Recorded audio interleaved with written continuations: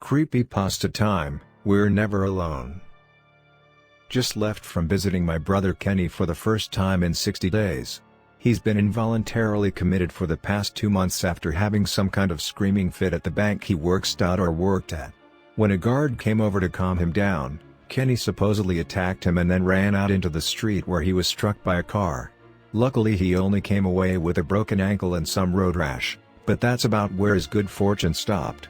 He got arrested for assault and then sent for what was supposed to be a 72-hour observation period to make sure he was no longer a danger to himself or others. 2 months later, he's still at the Wakeview Hospital in their psychiatric wing and I wasn't allowed to talk to him until today. My hands are shaking as I write this out.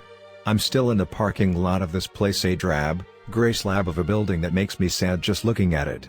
I went in there full of fire and righteous indignation, ready to promise Kenny I had him a good lawyer and that he'd be out of there within a week because I knew it was a misunderstanding or a mistake. Now I don't know what I know anymore. I recorded my conversation with him. My idea was I could use it to convince the lawyer that my brother really was okay and that then he could use it to get him out. I'm thinking now that isn't a good idea. Maybe I shouldn't write it down here either, but my hope is that by putting it to paper I'll have a better understanding of it myself. Of what he told me. And what I saw. Ken, you awake? Yeah.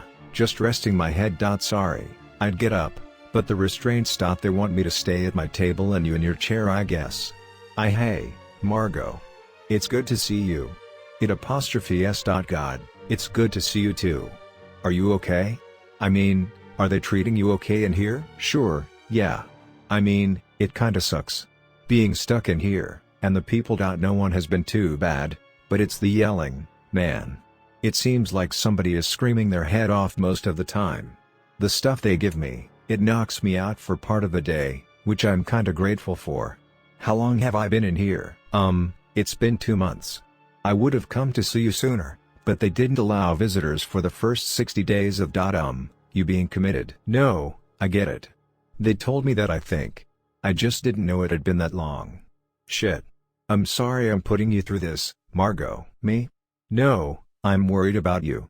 I can't get straight answers from anyone about what actually happened. I got a copy of the incident report, but it doesn't say anything except what the guard and the other tellers saw. And when I saw you at the jail, you were still upset and wouldn't tell me what really happened, remember? I just thought I want to know how you're doing and what you can tell me about the thing at the bank. I've got you a lawyer. I should have him as retainer next weekend. It didn't start at the bank. What? It didn't start at the bank. It started the week before. I was at a doctor's office. A cancer doctor. Ken, are you saying that? No, not me. Bailey. She had a lump biopsied back right after we started dating, and it showed signs of cancerous cells, but the oncologist thought they got it all. This was her 6-month checkup. I went along for moral support, just sitting out in the waiting room while she was in the back. I was nervous. Places like that. They don't feel like normal doctors' offices. They're quieter. Kind of solemn. Sitting out there playing on my phone, I tried to ignore it, but I kept feeling like I was in a funeral home instead of an oncologist's waiting room.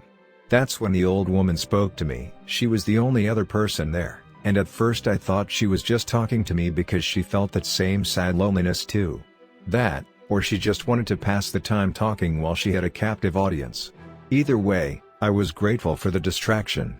She'd initially asked if I was there for an appointment or waiting for someone, and after I told her I was just waiting on my girlfriend, she smiled and introduced herself. Said her name was Priscilla and that she was pleased to make my acquaintance. The way she said that, pleased to make your acquaintance, I found it charming somehow. She was old, but not that old. Not so old that I'd expect her to say something that old-fashioned, like she was back in the 1800s or something. It felt like an affectation, but not in a bad way. Just a quirky old lady who wanted to add a little flair to a random encounter with a stranger. We started talking. She asked a few questions about Bailey and then began asking me about myself. It was weird. I'm used to talking to old people. I do it all the time at the bank. Usually they want to talk about themselves, or something they saw on the news, or their grandkids or something. Like maybe they're more interested in being heard by someone than having a real conversation. I don't mind, everyone wants to be heard, But not Priscilla. She was almost entirely focused on me at first. Half an hour went by quick, and in that time, I probably told her more about myself than I have anybody since meeting Bailey. When she suddenly closed her eyes and leaned back, I thought she was tired, or maybe just tired of talking. I felt embarrassed that maybe I'd been rambling too much when the old lady was just trying to make polite small talk for a few minutes. But then she started to talk again. When I was little, we lived in the middle of a big field. She opened her eyes and looked at me. I would run and play in that field all the time, even on Sundays when I had on my best dresses. I was careful then if I got them dirty, Daddy would give me a whooping, but I still came home covered in little burrs. Sand spurs, we always called them. Priscilla gave me a small smile. They would stick to me sure as anything, and it was hard to get rid of them. Painful. Mama would give me fits when I got home covered over in them. But that was always better than trying to get rid of them all myself. I didn't know where she was going with any of this, but I was already feeling more comfortable. This was the meandering kind of reminiscing I was more used to. And after talking her ear off for so long, I was happy to oblige listening to her for a while. I was sensitive, even back then. Heck, half the reason I wanted to play in the field was because of all the things I could see out there. Things other people couldn't. I learned early on to keep that to myself, of course. When I was little, people thought it was play pretend. As I got older, the smiles turned to strange looks and I knew to leave off. But I could still see the things. And in time, the things started to notice. At first, it was kind of scary. I was a teenager by then, more interested in boys and acting grown-up than I was in being noticed by the secret unseen world I'd grown accustomed to as a little girl. And it was jarring to turn and see one of them staring at me. They had so many different shapes and sizes and faces, but you could always tell when they were looking at you once it started. For a while, I just tried to ignore it. But then they started whispering to me too. I thought maybe I shouldn't have ever started talking back, even in my head. But I didn't know, and it's a natural response, isn't it? Someone, or something, wants to be heard, and you want to respond to that need. And they didn't talk all the time. Just a little bit, and they were satisfied, at least until the next one came, because they kept coming, and more than that, they started sticking around. Clinging to me like sand spurs I couldn't get rid of. By the time I was 30, I had half a dozen that were with me all the time, sitting in the corner of the room or whispering something in my ear. By then I'd learned to be careful what I spoke to, but that only worked most of the time. Some of them can be quiet insistent, and others well, a few attach themselves whether you respond to them or not. At this point, I was confused and a bit frustrated, not because I minded talking to a dotty old lady, but because she hadn't seemed that way. Even when she was talking about seeing and talking to things other people couldn't see, she didn't seem crazy or senile. Somehow not being able to immediately write her off as squirrely made me really uncomfortable, and I could hear a bit of sarcasm and anger in my voice when I asked her if she was talking about ghosts or angels or something. She laughed a little at that. No, I don't think so. Other things. The way I explained it to my late husband was like going up to the edge of a big, deep pond. He could see the surface of the water. I could see all the way through, down to the dark and the mud. He had seen enough to believe me that far, I think. It was when I started talking about what the things in the dark whispered to me that he got up and left the room. After that, I knew not to talk about it again. Her expression grew distant and a little sad. It's a funny thing. I have so much more company than most people, but it still feels a little lonely most of the time. You're never fully in either world, you see. And it gets so you resent the things pulling you to be more in this one or that.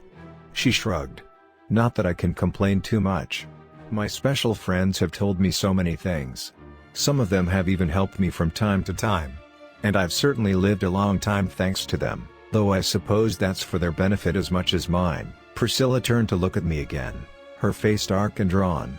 But even they can only do so much. I've got late stage, they tell me. A few months left, and most of that painful. Her smile was thin and unhappy now. I don't mind dying. I'm ready for it. What worries me is how long I'll stay alive. They can be very selfish, you see. And I fear they may stretch it out for more months, or even years, even if it leaves their dear old friend in agony. Leaning forward, she touched my hand. But I still love them. Maybe I shouldn't, but I can't help it, I do. They've been with me for so long, and they'll be so lonely when I'm gone. They'll need someone to look after them, some sensitive soul that will see them and hear them. Maybe even learn to talk back. Her grip was firm as she gave my hand a squeeze. You seem like a good and sensitive soul to me, Kendall. And they agree. I didn't know what she was talking about, and the next thing I knew, she was up and heading out of the office. I almost followed her, but decided there was no point. Creepy as our conversation had become, it was just an adult person dealing with cancer in her own weird way. It wasn't until I was driving Bailey home that I saw it. A fire truck and ambulance clustered near the smoking wreckage of a car that had rammed headfirst into a concrete power pole. They were still getting Priscilla out of the car as we passed, but I could see enough to know she was dead. Jesus. Ken, why didn't you tell me any of this before? At the time, it upset me, but I was more worried about Bailey. The doctor didn't like some of her blood work and wanted to do follow-up tests. Have you ever heard how that went? I'm sorry. I've tried calling and texting her several times, but she doesn't answer. She's still on social media, so I guess she's doing all right. Well, that's okay. Yeah, that's better. She's a sweet girl. I hope she's okay. She doesn't need to mess with me anymore anyway. But what? I don't get what any of this has to do with what happened at the bank. I mean, I'm sure it was traumatic, but they say you attacked that guard and I wasn't attacking the guard. I was trying to get him away from me. Priscilla was right. These things they're all around. And some of them aren't nice. You can feel the bad coming off of them, and sometimes you can tell when they're trying to hurt someone. Feeding on people, but I was stupid. I started seeing them a couple of days after meeting Priscilla, and by that next week, I was exhausted and half crazy from it. Because I had to be crazy, right? I was just trying to not jump at every shadow or shape that wasn't supposed to be there. Ignore the whispers I was starting to hear even when I closed my eyes. That man that guard his name is Bernard, and he's a good guy. The thing I saw hovering over him it wasn't a good thing. Not at all. It freaked me out and I screamed. When he came closer, I panicked. All I could think was that I didn't want it to look me. That I had to keep Bernie away before the damned thing curling around his neck noticed me instead. What was that? What was what? I thought I saw something in the corner. Shit, you've got me jumpy now. Sorry, sis. You know, I've thought about that a lot while I've been in here. About you. What about me? Well, you've always been the sensitive one. I know we used to joke about how you go with your gut and have good intuition, but it's more than that.